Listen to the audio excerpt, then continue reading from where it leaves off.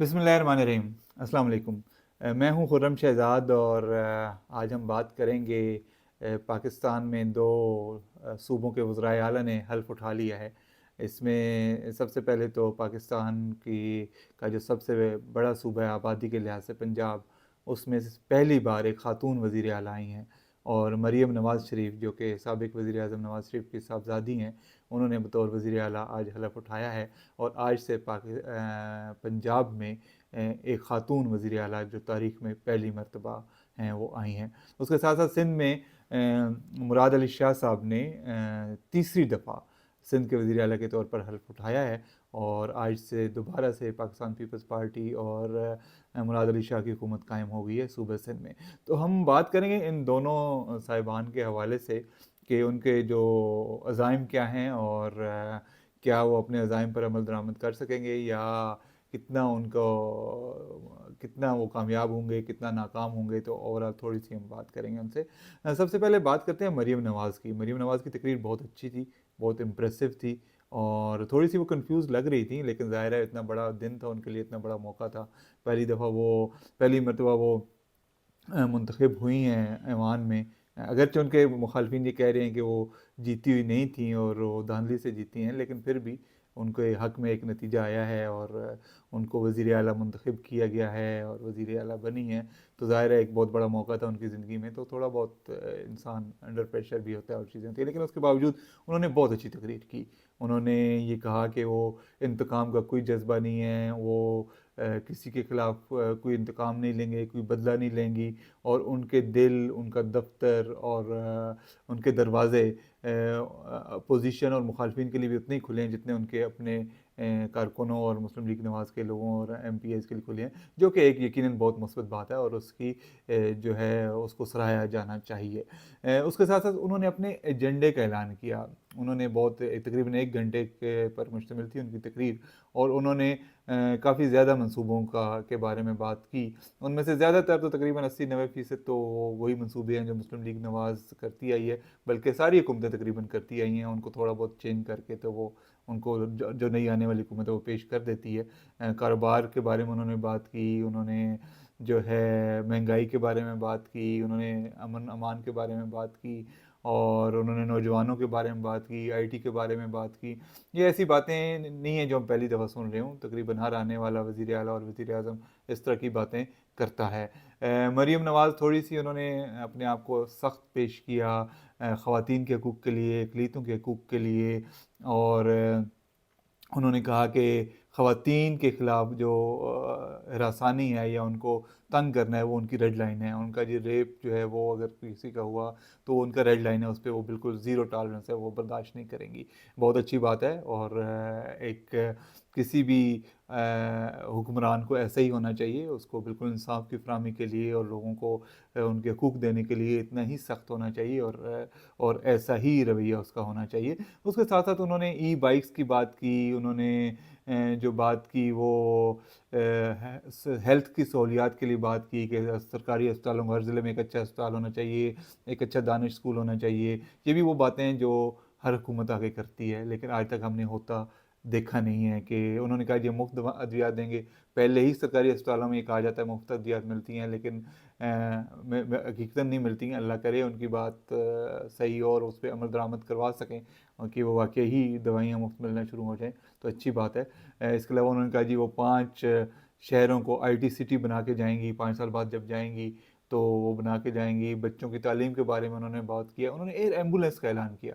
یہ بھی ایک اچھا انیشیٹو ہے اگر ہو جائے، اگرچہ وہ اگر یونین کونسل لیول پہ یا گاؤں کی سطح پہ ایک اچھی ڈسپنسری اور اچھا چھوٹا اسپتال دے دیں تو زیادہ بہتر ہے، لیکن اگر ایئر ایمبولینس بھی وہ ان کا خیال ہے کہ پہاڑی علاقوں سے مریضوں کو منتقل کرنے میں کافی مشکلات ہوتی ہیں اور اس کے لیے ضروری ہے، اگر وہ بھی ہو جائے ڈسٹرکٹ میں، اگر ایک ایئر ایمبولینس ہو جائے تو بہت بڑی بات ہے۔ اس میں بہت وہ اگر یہ ہو جائے تو واقعی اس میں بہت بڑی کامیابی ہوگی، اور اس میں وہ کتنا کامیاب ہوتی ہیں یا نہیں ہوتی یہ دیکھنے کی بات ہے، بعد میں کیا ہوتا ہے۔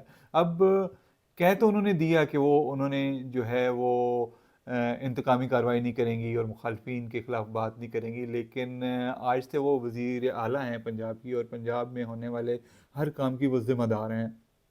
اس وقت بھی پنجاب کی جیلوں میں बहुत सारी ख़वातीन कैदी मौजूद हैं जो सियासी कैदी हैं, और अगर वो पहल इतनी पावरफुल वज़ीर आला हैं और वो किसी के ख़िलाफ़ वो नहीं करना चाहती, तो उनको पहला हुक्म मेरा ख़्याल है ये देना चाहिए था कि वो जितने भी बेगुनाह कैदी हैं, या जो जो उनको पता है कि मनगढ़ंत मुकदमात बहुत सारे लोगों के खिलाफ बनाए गए हैं, उनमें उनसे के बहुत सारे मुखालफिन शामिल हैं, उनको फौरी तौर पे रिहा करने का हुक्म देती, जो कि उन्होंने नहीं दिया। उन्होंने वो लॉ एंड ऑर्डर की वो कुछ कर रही हैं, वो अल्लाह करे, हमारी दुआएं उनके साथ है कि वो उसमें हो जाए। महंगाई कम करने के लिए कर रहे हैं, अल्लाह करे कि वो हो जाए, तो इससे अच्छी बात नहीं है कि वो ये कर दें। और लेकिन ये है कि जो जो वक्त गुजरेगा तो उन्हें चैलेंजेस का सामना करना पड़ेगा। वो ब्यूरोक्रेसी से कैसे निपटेंगी, वो जो वसाइल हैं, ये ज़ाहिर है पंजाब एक बहुत अमीर सूबा है, पंजाब के पास तो वसाइल की कमी नहीं है, चाहें तो कर सकती हैं, कोई इतनी बड़ी बात नहीं है, लेकिन वसाइल का ज़ियाँ बहुत ज़्यादा होता है। ब्यूरोक्रेसी बहुत सी चीज़ों में रोड अटकाती है।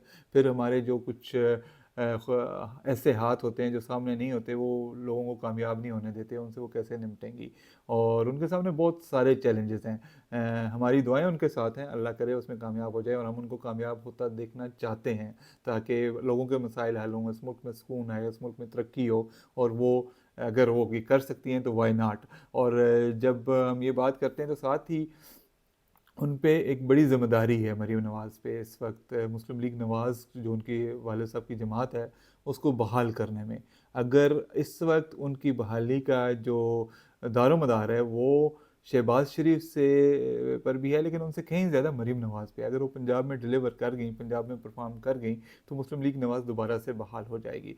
लेकिन अगर वो नहीं कर सकी तो फिर बड़ा मसला हो जाएगा उनके लिए ज़ाती तौर पे, उनकी जमात के लिए और उनके ख़ानदान के लिए सियासी तौर पर। तो दूसरी चीज़ जो है, जो उन्होंने आज तकरीर में तो कहा, लेकिन अब उनको उस पर काबू रखना है इंतकाम के जज्बे पे। अगर तो वो इसमें कर जाती हैं तो फिर वाकई उनकी कामयाबी होगी। तो लेकिन ये आने वाला वक्त बताएगा कि उसमें वो कैसे करती हैं। और जैसा कि मैंने पहले कहा कि उनके पास पावर क्या है, उनके पास ताकत क्या है, क्या जो वो सोचती हैं वो कर सकती हैं, क्या वो सियासी कैदियों को रिहा करने की ताकत रखती हैं, क़ुव्वत रखती हैं, ये इरादा है उनका। और अगर वो वाकई ही इंतकाम नहीं लेना चाहती, वाकई ही मुखालफिन के साथ बुरा सलूक नहीं करना चाहती, तो फिर जो भी जिसके पास भी ताकत है, उनको मरीम नवाज़ को बतौर सूबे की चीफ़ एग्जीक्यूटिव ये बात करनी चाहिए कि भाई मेरे सूबे में ऐसा नहीं होगा, बेगुनाह लोग रिहा होंगे। लेकिन आज उनके हल्फ उठाने के बाद कई घंटे गुजर चुके हैं, अभी तक हमने कोई ऐसी हिदायत या ऐसा इरादा नहीं देखा। तो उम्मीद करते हैं कि वो उन्होंने आज जो तकरीर की वो नेकनीयती से की होगी, और उस पर आगे चल के वो अमल करेंगी, और जो बातें वो नहीं कह सकें और अच्छी बातें, मुस्बत बातें हैं, उन पे भी वो उनको कहने में और उन पे अमल करने में उनको वो कोशिश करेंगी। तो लेकिन ये है कि उनका एक ग्रेस पीरियड होता है, वो देना चाहिए उन्हें, चंद महीने देखना चाहिए कि चंद माह में वो कैसे जाती हैं, तो उसके बाद फिर उस पर कोई बात होनी चाहिए। तो हमारी तमाम दुआएं उनके साथ हैं, नेक ख्वाहिशात उनके साथ हैं। उम्मीद है कि वो कामयाब होंगी, और उनके साथ साथ पंजाब और पाकिस्तान भी कामयाब होगा। दूसरी तरफ सूबा सिंध की कहानी है, जिसमें मुराद अली शाह साहब ने भी एक लंबी चौड़ी तकरीर की है, और उनकी तकरीर का लब्बे लबाब ये था कि पीपल्स पार्टी जो जीती है सूबा सिंध में, आलमोस्ट क्लीन स्वीप की है, बहुत ज़्यादा सीटें वो ले गए हैं। तो उसकी वजह ये वो बताते हैं कि उनकी कारकर्दगी है। और वो जो बात भी कर रहे थे जी कि हमने किसान कार्ड भी इम्प्लीमेंट कर दिया, हमने मज़दूर कार्ड भी इम्प्लीमेंट कर दिया, हमने घर बना के दे दिए, और उनकी बातों का मतलब ये था कि सिंध, सूबा सिंध जन्नत है। पंजाब में पंजाब को जन्नत बनाने की बातें हो रही थी, और उनकी तकरीर से ये लग रहा था कि वो वाकई ही वहाँ पे जन्नत बनी हुई है। तो वो जो लोग जो वहाँ पे रहते हैं वो बेहतर बता सकते हैं, लेकिन बज़ाहिर उनकी तकरीर में कोई ऐसी बात नहीं थी जिससे लगे कि सिंध जो है वो कोई पसमानदा सूबा है, या ये एक तीसरी दुनिया का सूबा है। उनके मुताबिक सिंध में तो बस वारे न्यारे थे और दूध और शहद की नहरें बह रही हैं, जो कि ऐसा नहीं है, और उन्होंने बहुत ज़्यादा एग्जेजरेशन से काम लिया अपनी तकरीर में। लेकिन उनकी बातों से और जो बिलावल साहब तकरीरें करते आ रहे हैं, तो उससे कुछ लगता ये है कि इस दफ़ा पीपल्स पार्टी कुछ काम करने में संजीदा है, और अल्लाह करे वो तीसरी दफ़ा वज़ीर आला बन रहे हैं, और इसको एक वो चांस लें और कहें जी कि ठीक है, अगर पहले तामीर और तरक्की का काम नहीं हुआ तो अब वो इस पर करेंगे। तो आगे आने वाले दिनों में देखते हैं कि वो कैसे करेंगे। लेकिन एक चीज़ जो कॉमन रही है दोनों सूबों में, वो ये है कि अपोजिशन को कॉर्नर किया गया है। पंजाब में भी तकरीबन कर्फ्यू का समा था असम्बली के बाहर, جو تحریک انصاف یا سنی تحریک کے آپ لوگ کہہ لیں ان کو قریب نہیں پھٹکنے دیا گیا. سو ان کا جو مین کینڈیڈیٹ تھا وزیر اعلیٰ کے لیے میاں اسلم اقبال، وہ بیچارے آ ہی نہیں سکے گرفتاری کے ڈر سے کہ اگر وہ جائیں گے تو گرفتار کر لیے جائیں گے. اور جو آئے ہیں ان کو بھی بڑی مشکل سے وہاں تک کچھ پہنچ سکے ہیں، کچھ نہیں پہنچ سکے. اور اس دوران مریم نواز کہہ رہی تھیں جی کہ خالی نشستیں ہیں اور اپوزیشن کو وہاں پہ موجود ہونا چاہیے تھا. حالانکہ ایسا کوئی ماحول نہیں تھا کہ اپوزیشن وہاں پہ موجود ہوتی. اسی طرح سندھ میں بھی کل لوگوں کو مار پڑی ہے بہت زیادہ اسمبلی کے باہر. آج بھی کوئی بہت زیادہ ایسا ماحول نہیں تھا ایڈمنسٹریٹو لحاظ سے کہ اپوزیشن کے ارکان کھل کر وہاں جائیں. تو ان چیزوں پہ بھی کام کرنے کی ضرورت ہے. اگر یہ لوگ واقعی ہی سنجیدہ ہیں اپنی گڈ گورننس میں اور اپوزیشن کو ساتھ لے کے چلنے میں، تو ٹھیک ہے، تعمیر و ترقی کا عمل ہونا چاہیے، بالکل ضرور ہونا چاہیے، لیکن اس کے ساتھ ساتھ یہ مفاہمت کا عمل بھی ہونا چاہیے. اور چونکہ یہ لوگ اب حکومت میں آ گئے ہیں، جیسے بھی باوجود اس کے کہ ان کے جو مخالفین ہیں وہ الزام لگا رہے ہیں کہ دھاندلی ہوئی ہے اور وہ دھاندلی کے ذریعے ہیں، لیکن پاکستان میں ایک نظام چل رہا ہے اور اس نظام کے تحت ان کو عہدے مل گئے ہیں، ان کو آفسز مل گئے ہیں، وہ براجمان ہو گئے ہیں اپنے اس سیٹوں پہ. تو ان کو چاہیے کہ جو ملک میں اچھا ماحول ہے اس کو بنانے میں اپنا کردار ادا کریں، کیونکہ وہ ایک اب اوپر کی سطح پہ آ گئے ہیں تو ان کا زیادہ حق بنتا ہے، زیادہ فرض بنتا ہے کہ وہ جائیں اور مخالفین سے یا اپوزیشن سے بات کریں کہ بھائی مفاہمت کے راستے پہ چلتے ہیں. اور اس کے ساتھ ساتھ اپوزیشن کا حق بھی بنتا ہے.